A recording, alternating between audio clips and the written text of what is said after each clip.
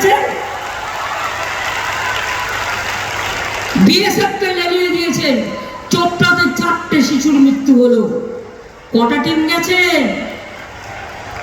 বিলকিস মারা গিয়েছিল, কটা টিম গিয়েছিলেন? দরিদ্রের উপর অত্যাচার হচ্ছে, কটা টিম গিয়েছিলেন? তপশিলীদের উপর অত্যাচার হলে কটা টিম যান? আর বাংলায় জট পাকানোর চেষ্টা করেন, আমরা জট খোলার চেষ্টা করি। কোন মানুষের উপর কোনো অত্যাচার হলে মনে রাখবেন আমাদের সরকার ব্যবস্থা নেয়। একটা ঘটনা ঘটেছে,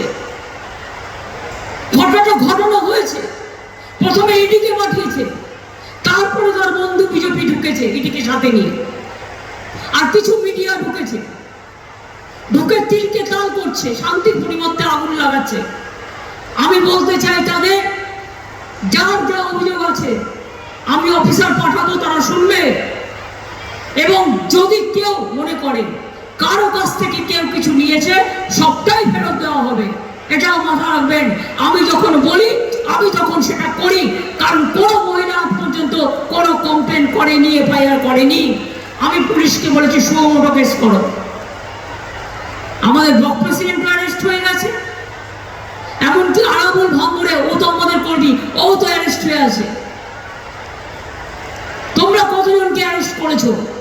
আমি কি পারি না করতে? গদ্দারদের অ্যারেস্ট করতে একটু সময় দিচ্ছি, সুতো ছাড়ছি।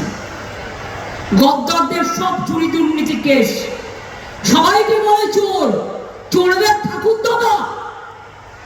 আপনারা জানেন তো, মায়ের একটা কথা বলে, শূন্য কলসি বড্ড বাজে বেশি। এরা হচ্ছে শূন্য কলসি, কিচ্ছু নেই। দিল্লি হ্যাঁ বললে জিতাম জিতাম করে নৃত্য করে, আর দিল্লি না বললে মন খারাপ করে ঘরে বসে থাকে।